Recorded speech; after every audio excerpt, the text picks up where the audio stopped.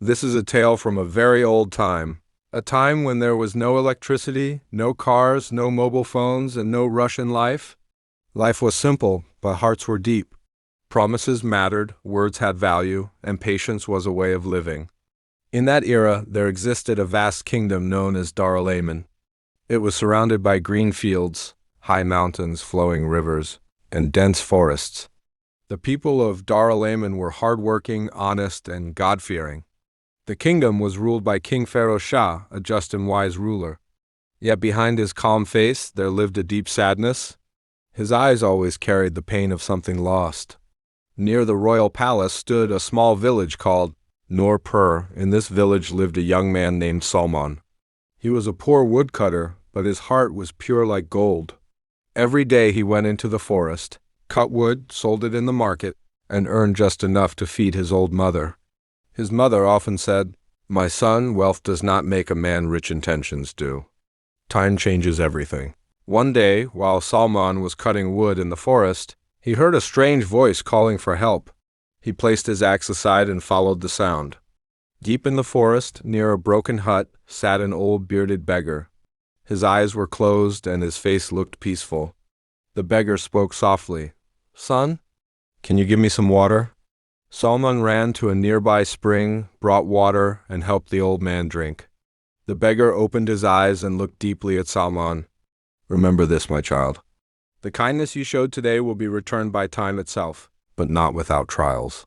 And with those words the beggar vanished as if he had never existed. Salman stood frozen in shock. From that moment, his life began to change. Salman remained standing in the forest for a long time. The beggar's words echoed in his mind. It all felt like a dream. When Salman returned home, he saw his mother coughing badly near the stove. "Mother, are you all right?" he asked worriedly. She smiled weakly. "Don't worry, my son. It's just old age." But Salman knew the truth. There was no money for medicine. That night, for the first time, Salman prayed for a long time under the open sky. Turmoil in the palace. Meanwhile, in the palace of Dar-Alayman, silence ruled the halls. King Pharaoh Shah sat alone in his chamber, staring at an old wooden chest. He opened it after many years. Inside were a tiny sandal, a bracelet, and a piece of cloth. Tears rolled down his face. These were the only remains of his lost son, who had disappeared many years ago in the forest. A door of fate opens.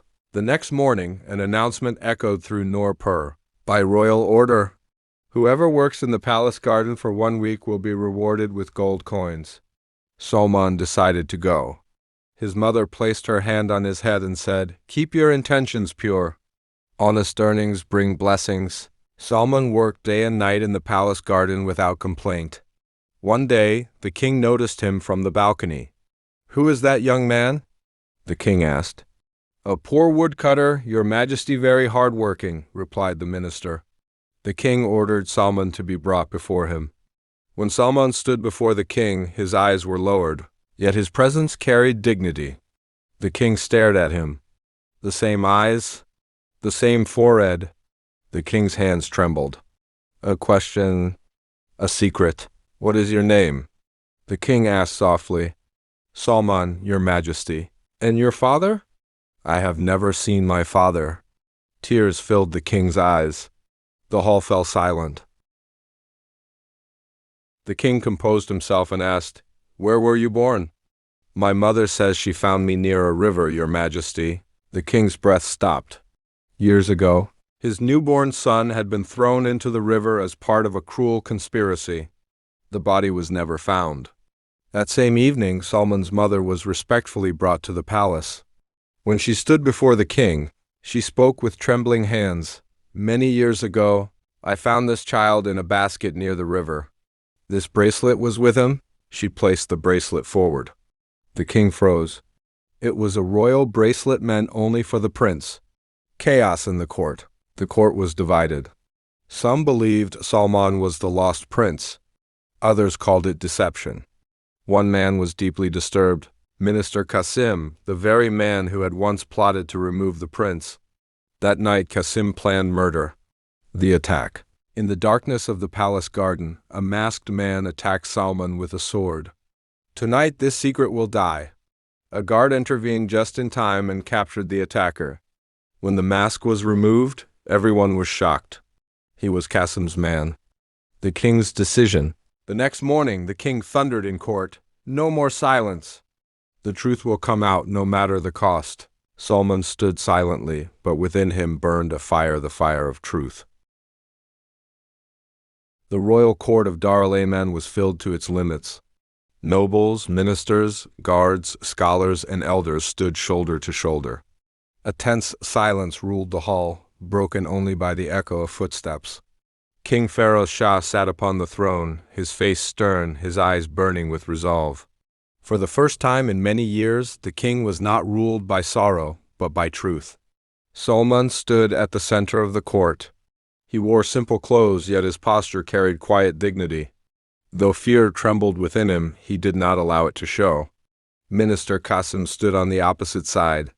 His face was pale, beads of sweat forming on his forehead. The king spoke. "Today, Dar-el-Aman will witness justice. No lies, no shadows, only truth." The guards dragged forward the captured assassin, the man who had attempted to kill Salman. "Speak," the king commanded. "Who sent you?" The assassin trembled. His eyes darted toward Qasim, who shook his head slightly in warning. I will speak," the assassin said finally. "I was sent by Minister Qasim." Gasps filled the court. Qasim shouted, "Lies! This man is a criminal trying to save himself." The king raised his hand. Silence fell. "Bring the evidence." A royal officer stepped forward with an old scroll and a sealed letter. This letter was found in the assassin's possession. It bears Minister Qasim's seal. The seal was shown to the court. Qasim staggered back. The king's voice grew heavier. "Qasim, years ago, when my son disappeared, where were you?" Qasim swallowed hard. "I was serving the kingdom, Your Majesty." "Serving the kingdom," the king repeated bitterly. "Or serving your hunger for power." The queen's confession. At that moment, an elderly woman was brought into the court, the former royal maid. She bowed deeply. "Your Majesty, I can no longer carry this sin." The court listened in stunned silence as she spoke. "Years ago, Minister Qasim ordered that the newborn prince be taken away. He feared the child would one day rule. The basket was thrown into the river, but Allah protected the child." Tears streamed down the king's face. The truth long buried now stood alive before him. The king rose from his throne. "Salman," he said softly, "come forward." Salman stepped closer, his heart pounding. The king removed the royal bracelet from the chest and placed it on Salman's wrist. "This bracelet was forged on the day my son was born." The court bowed. Salman was no longer a woodcutter. He was Prince Salman Ibn Feroz Shah. The judgment. The king turned toward Qasim. "For treason, conspiracy, and attempted murder, your punishment is exile for life." Qasim collapsed to his knees, defeated. Justice had finally spoken. Yet for Salman, the greatest test was yet to come. Days passed, but Prince Salman could not find peace. The palace felt cold. The walls that others admired felt like cages to him. One night, he sat alone in the palace garden, the same garden where he had once worked as a laborer. King Feroz Shah approached quietly. "You miss your old life?" the king said. Salman nodded. "I miss my mother's simple home. One miss honest labor." The king smiled sadly. "A crown is not comfort. It is responsibility." The people's prince. Salman began walking among the people, not as a ruler, but as one of them. He listened to farmers, traders, widows, and orphans. Slowly, Dar-el-Aman changed. Taxes were reduced. Justice became swift. Hunger declined. The people began calling him the Prince of the Poor, the final test. 1 year later, a neighboring kingdom threatened war. The ministers urged violence. Salman stood before the court. "War destroys the innocent first," he said. "I will go myself." Disguised as a common man, Salman entered the enemy land and negotiated peace. No swords were raised. Dar-el-Aman was saved. The coronation. Years later, King Pharaoh Shah passed away peacefully. The crown was placed upon Salman's head. But he did not sit immediately. He bowed to the people. "This crown is not above you," he said. "It exists because of you." The people wept with pride.